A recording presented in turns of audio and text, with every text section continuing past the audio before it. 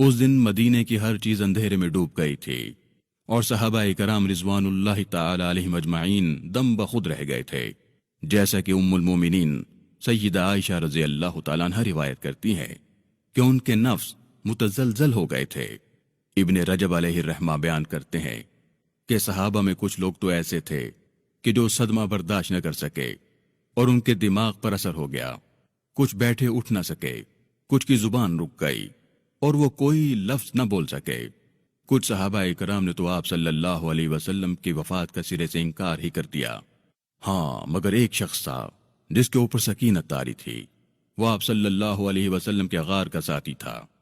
سیدنا ابو بکر رضی اللہ تعالیٰ عنہ سنح کے مقام سے اپنے گھوڑے پر آئے، گھوڑے سے اترے، مسجد میں داخل ہوئے، کسی سے کوئی بات نہ کی اور سیدہ عائشہ رضی اللہ تعالیٰ عنہ کے پاس چلے آئے۔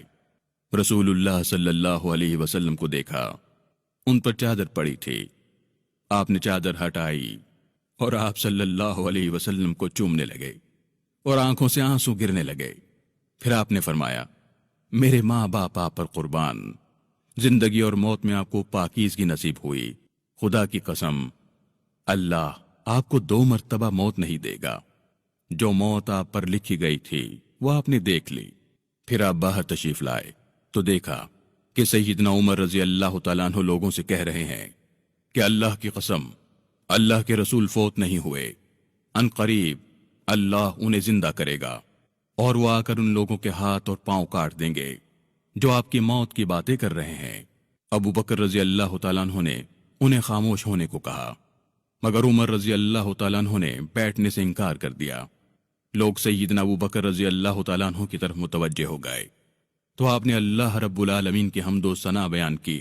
پھر فرمایا، بعد ازاں تم میں سے جو محمد صلی اللہ علیہ وسلم کی عبادت کرتا تھا وہ جان لے کہ آپ صلی اللہ علیہ وسلم وفات پا گئے ہیں، اور جو اللہ کی عبادت کرتا تھا وہ جان لے کہ اللہ رب العالمین زندہ ہے اور وہ کبھی نہ مرے گا۔ پھر آپ نے قرآن کریم کی ان آیات کی تلاوت فرمائی۔ سورہ زمر آیت نمبر 30، اے نبی صلی اللہ علیہ وسلم، تمہیں بھی مرنا ہے اور ان لوگوں کو بھی مرنا ہے۔ محمد صلی اللہ علیہ وسلم اس کے سوا کچھ نہیں کہ بس ایک رسول ہے۔ سورہ آل عمران آیت نمبر 144، محمد صلی اللہ علیہ وسلم اس کے سوا کچھ نہیں کہ بس ایک رسول ہے، ان سے پہلے اور رسول بھی گزر چکے ہیں۔ پھر کیا اگر وہ مر جائیں یا قتل کر دیے جائیں تو تم لوگ الٹے پاؤں پھر جاؤ گے؟ یاد رکھو، جو الٹا پھرے گا وہ اللہ کا کچھ نقصان نہ کرے گا، البتہ جو اللہ کے شکر گزار بندے بن کر رہیں گے انہیں وہ اس کی جزا دے گا۔